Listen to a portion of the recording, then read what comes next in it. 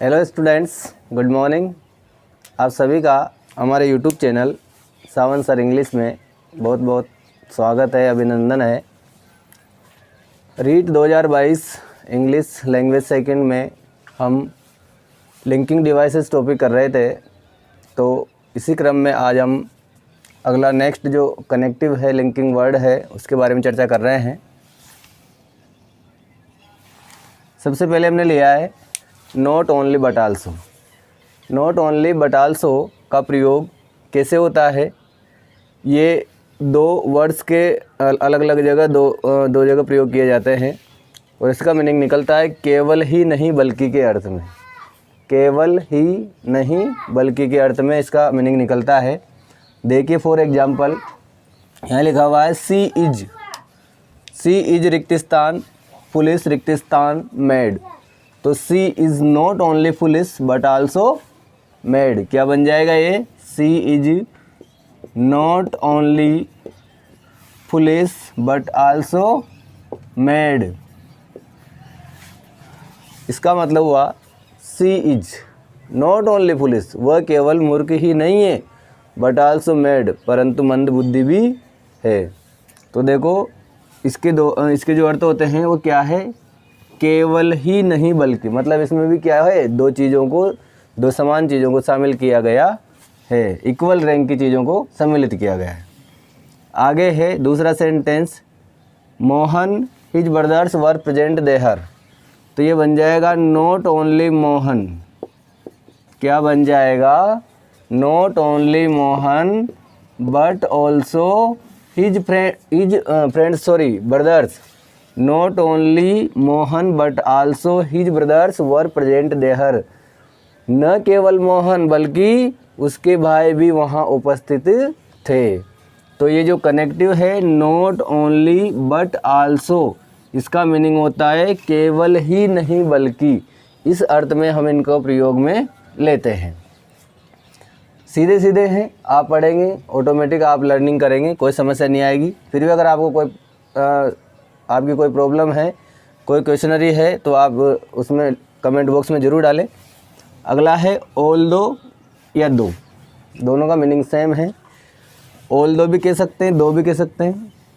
तो ऑल दो और दो का प्रयोग हालांकि या फिर तथापि, देखो अर्थ एक ही निकलता है, शब्द अलग अलग है। हालांकि और तथापि के अर्थ में ऑल दो और दो का प्रयोग किस अर्थ में होता है? हालांकि तथापि के अर्थ में होता है। मैंने यहाँ पे दो सेंटेंस लिखे हैं, जैसे दो ही इज़ पुअर, यद्यपि, हालांकि, तथापि वो क्या है? पुअर है। पुअर मतलब गरीब है। यट ही इज़ ऑनेस्ट, फिर भी क्या है? वो ईमानदार है। तो देखो पहला वाक्य दूसरे वाक्य से अर्थ में एक दूसरे के पूरक है। ये कह रहा है कि दो he is poor yet he is honest, हालांकि वो क्या है? गरीब है, फिर भी ईमानदार है। फिर दूसरा है इज़ ऑनेस्ट, यहाँ कॉमा लगा हुआ है, इज़ पुअर कॉमा और इज़ ऑनेस्ट। तो ये भी बन जाएगा दो या ऑल दो, कुछ भी लिख सकते हैं अपन यहाँ पे, दोनों का अर्थ सेम है। ऑल दो E is poor E is honest, हालांकि वो गरीब है फिर भी ईमानदार है। यहाँ पर एक बात आपने नोटिस करी होगी कि यहाँ तो आ रहा है यट और यहाँ यट नहीं आ रहा है, यहाँ आ रहा है कोमा। फिर भी दोनों वाक्यों का अर्थ क्या है? सेम है। तो आप इस चीज़ को थोड़ा अपने दिमाग में लेंगे कि अगर किसी वाक्य में जिसमें कनेक्टिव दो या ऑल दो आ रहा है और उसमें आगे चलकर दूसरे वाक्य को जोड़ने के लिए यट आ रहा है, तो उसका वो यट का मीनिंग होता है फिर भी। क्या होता है? फिर भी। परंतु इंग्लिश में ये एक आप मान के चल सकते हैं एडिशनल चीज़ है कि अगर किसी वाक्य में दो ऑल दो से वाक्य शुरू हो रहा है, कनेक्टिव है और आगे चलकर यट नहीं आ रहा है, परंतु सेकंड जो क्लोज है उसके पहले अगर कोमा आ रहा है, तो उस कोमा से भी उस वाक्य में क्या मीनिंग निकलेगा? फिर भी। मतलब यट का सब्स्टिट्यूट क्या है? कोमा।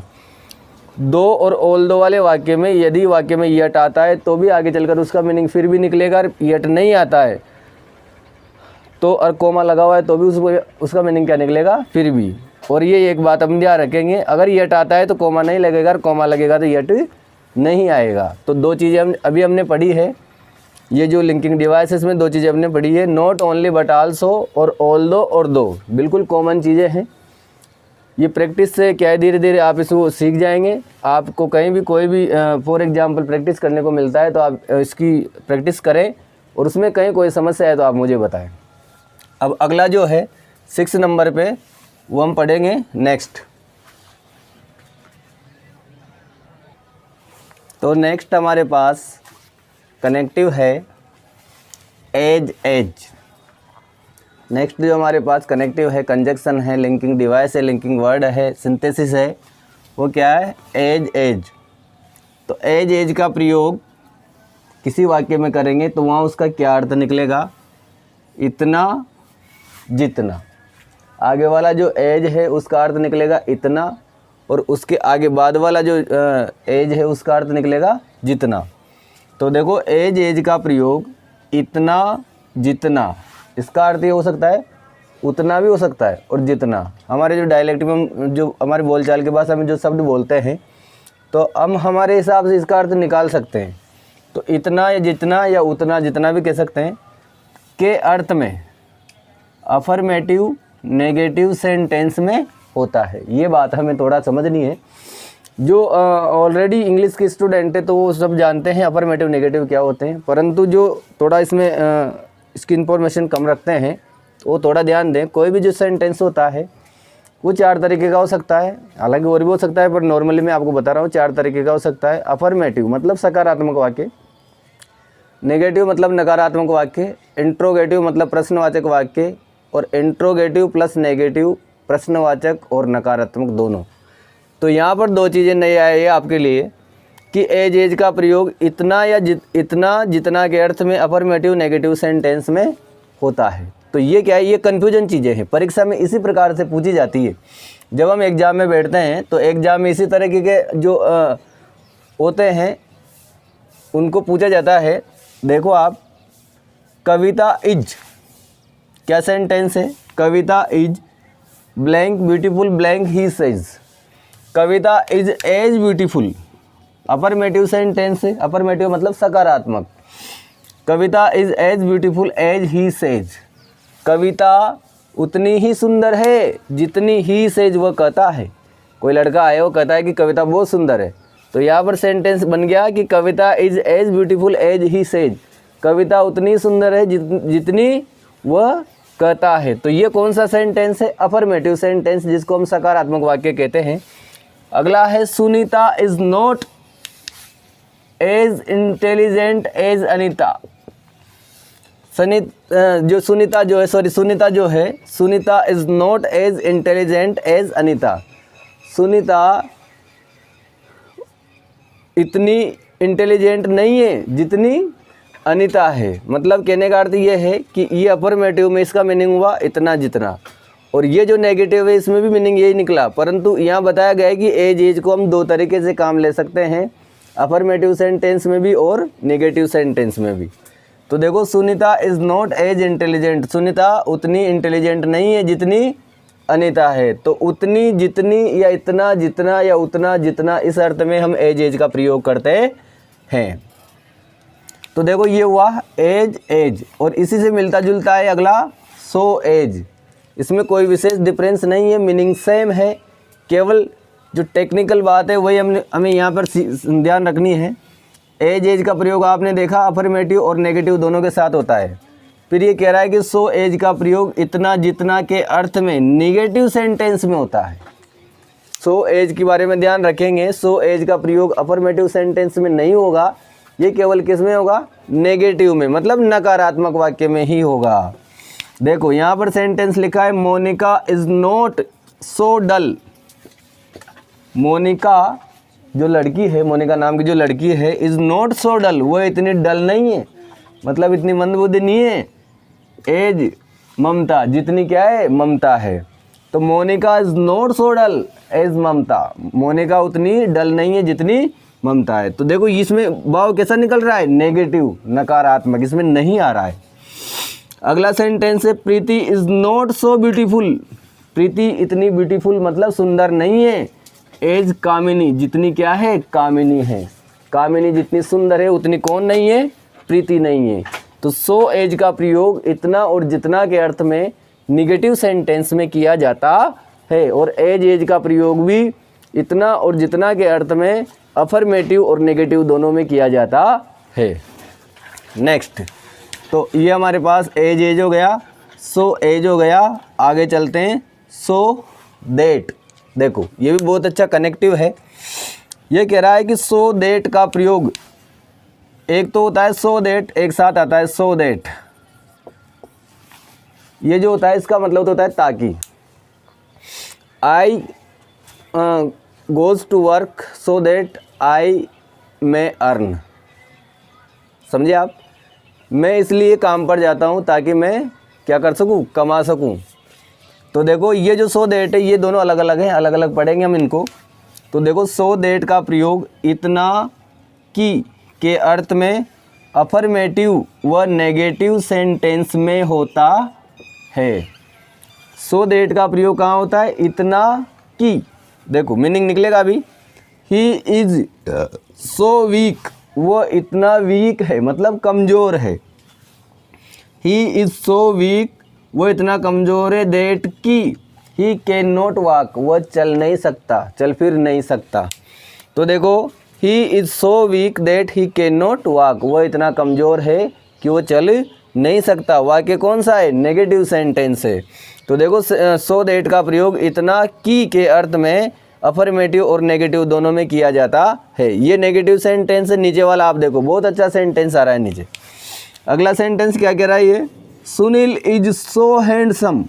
सुनील क्या है, सो हैंडसम, इतना सुंदर है, दैट की देखो दैट का अर्थ की होता है। दैट का मतलब प्रोनाउन के लिए अलग अर्थ होता है, सब जगह अलग अलग मीनिंग निकलते हैं। तो यहाँ पर सो और दैट जो है अलग अलग आए हैं, तो इसका अर्थ निकलेगा इतना की। तो देखो फॉर एग्जाम्पल हमारे पास है Sunil is so handsome, Sunil इतना सुंदर है, इतना खूबसूरत है, दैट की every girl will be ready to marry him, कि प्रत्येक लड़की उससे शादी करना चाहेगी।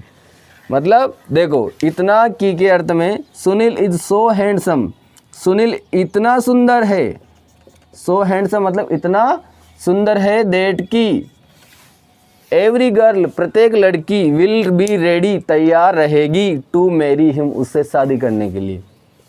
तो ये तो एग्जाम्पल है, ऐसी कोई बात नहीं है। आप ध्यान दें यहाँ पर हमने 3 कनेक्टिव पढ़े हैं, एज, सो एज और सो दैट। आपको ध्यान होना चाहिए एज का प्रयोग अफर्मेटिव नेगेटिव दोनों में होता है, इतना जितना के अर्थ में।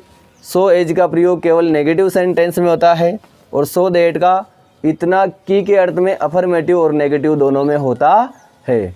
इससे संबंधित आप जहाँ भी प्रैक्टिस करेंगे, कोई फॉर एग्जांपल आप सीखने की कोशिश करेंगे, उसमें कोई समस्या हो तो आप कमेंट बॉक्स में हमें ज़रूर बताएं, फिर उसका हम समाधान करेंगे। अब नेक्स्ट जो है 9 नंबर पे हम नेक्स्ट कनेक्टिव पढ़ेंगे। अब तो नेक्स्ट हम कनेक्टिव कर रहे हैं 9 नंबर पे। इसमें 2 मैंने शामिल किए हैं, टिल और अनटिल। देखो टिल मतलब इसका मीनिंग निकलता है, टिल मतलब उस समय तक, टिल उस समय तक। और अनटिल में ये यहाँ टिल में तो TILL है, और यहाँ अनटिल में UNTIL, L नहीं, लास्ट में डबल L नहीं है।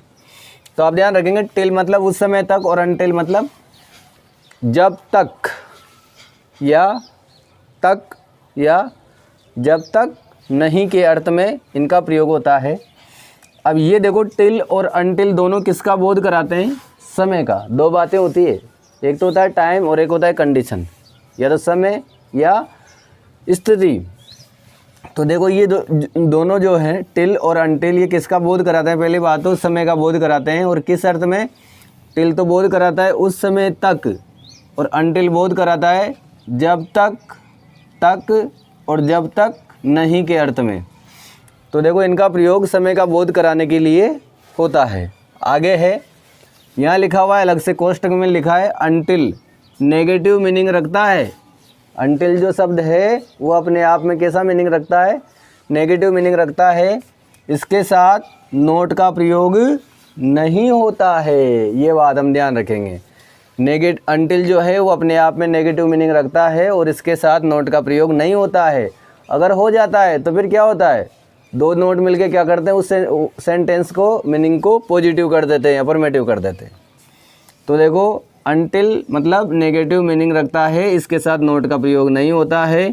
यहाँ पर मैंने फॉर एग्जाम्पल 2 सेंटेंस लिखे हैं। आई सेल वेट, मैं इंतज़ार करूँगा, टिल यू कम, जब तक तुम आते हो। देखो यहाँ दोनों आ सकते हैं, दोनों लगा सकते हैं हम।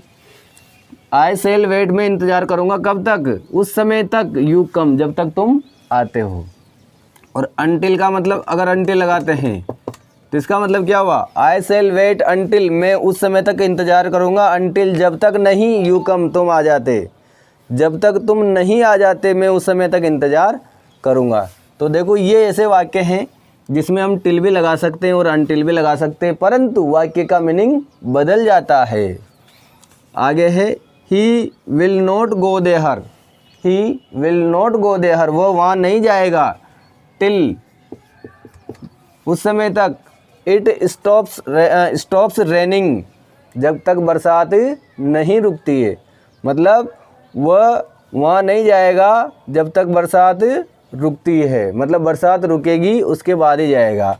और अगर हम यहाँ लगा देते हैं अनटिल, क्या लगा देते हैं, अनटिल, तो he will not go there until it stops raining, वह वहाँ नहीं जाएगा, कब तक नहीं जाएगा, जब तक नहीं, इट स्टॉप्स रेनिंग, जब तक बरसात नहीं रुकती है।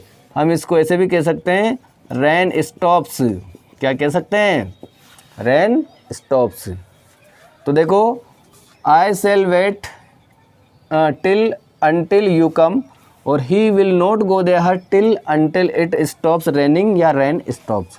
तो देखो आप इस चीज़ पे ध्यान देंगे, ऐसा नहीं है कि यहाँ एक ही लगा सकते हैं, यहाँ दोनों आ सकते हैं, परंतु जिसको लगाएंगे, जैसे हम लगाएंगे तो उसका मीनिंग क्या हो जाएगा, उसमें चेंज हो जाएगा, बदल जाएगा। तो ये तो हुआ टिल और अनटिल की बात। आगे चलते हैं, अगला हमारे पास कनेक्टिव है 10 नंबर पे, अनलेस। क्या है, अनलेस। अनलेस का इसका प्रयोग जब करते हैं तो वाक्य में क्या मीनिंग निकलता है, अगर नहीं, यदि नहीं। अनलेस का मतलब क्या हुआ, ये शर्त बताता है, क्या बताता है, शर्त बताता है, और इसका अर्थ निकलता है अगर नहीं, यदि नहीं। इफ नोट, ये इसका मीनिंग हो गया अगर नहीं, इफ नोट, यदि नहीं का मीनिंग क्या हो गया, इफ नोट के अर्थ में नेगेटिव मीनिंग रखता है। अनलेस अपने आप में कैसा मीनिंग रखता है, जैसे अभी अपन ने यहाँ बात करी थी अनटिल के बारे में, अनटिल भी कैसा मीनिंग रखता है, नेगेटिव मीनिंग रखता है। तो अनलेस भी कैसा मीनिंग रखता है, नेगेटिव मीनिंग रखता है, तथा शर्त को बताता है। क्या बताता है, ये शर्त बताता है। यहाँ भी इसने बताया था, परंतु यहाँ शर्त नहीं थी, यहाँ समय के बारे में बताया था। बरसात रुकने का ये क्या है, टाइम है, यहाँ इसके आने का क्या है, टाइम है, परंतु ये बता रहा है, शर्त बता रहा है। तो शर्त देखो क्या है इसकी, और साथ में नोट का प्रयोग नहीं होता है। जैसे यहाँ बताया था, इसमें भी नोट का प्रयोग नहीं होता है, अगर हो जाता है तो उसका मीनिंग बदल जाता है। फिर यहाँ भी ये कह रहा है अनलेस में भी नोट का प्रयोग नहीं होता है। देखो फॉर एग्जाम्पल मैंने 2 सेंटेंस लिखे हैं। पहला सेंटेंस है you should not waste your time, तुम्हें तुम्हारा समय खराब नहीं करना चाहिए। You should not waste, waste का मतलब होता है ना बर्बाद करना, बिना मतलब के से ही निकालना। तो यू शुड नॉट वेस्ट, तुम्हें समय खराब नहीं करना चाहिए, योर टाइम मतलब तुम्हारा समय। क्यों, अनलेस यू आर टिमिड, यदि तुम कायर नहीं हो। टिमिड का मतलब क्या होता है, कायर। तो ये क्या बता रहा है, शर्त बता रहा है कि यदि तुम कायर नहीं हो ना तो तुम्हें समय खराब नहीं करना चाहिए। समय किस में लगाना चाहिए, पढ़ने में लगाना चाहिए, तुम्हारे यूज़फुल टाइम को यूज़फुल बनाना चाहिए। तो देखो you should not waste your time unless you are timid. Unless का मतलब क्या हो गया, अगर नहीं, यदि नहीं, अगर तुम क्या नहीं हो, कायर नहीं हो, टिमिड नहीं हो, तो तुम्हें तुम्हारा समय बर्बाद नहीं करना चाहिए। तो क्या बताया इसने, शर्त बताए, और मीनिंग क्या निकला, अगर नहीं, यदि नहीं। अगला है they can not apply, they can not apply, वे आवेदन नहीं कर सकते। अनलेस, अगर नहीं है, क्या नहीं है, दे आर नॉट पीजी, अगर वो क्या नहीं है, पीजी। पीजी मतलब पोस्ट ग्रेजुएट, पोस्ट ग्रेजुएट मतलब स्नातकोत्तर। They can not apply unless they are not PG. अगर वो क्या नहीं है, पीजी नहीं है, तो वो अप्लाई नहीं कर सकते।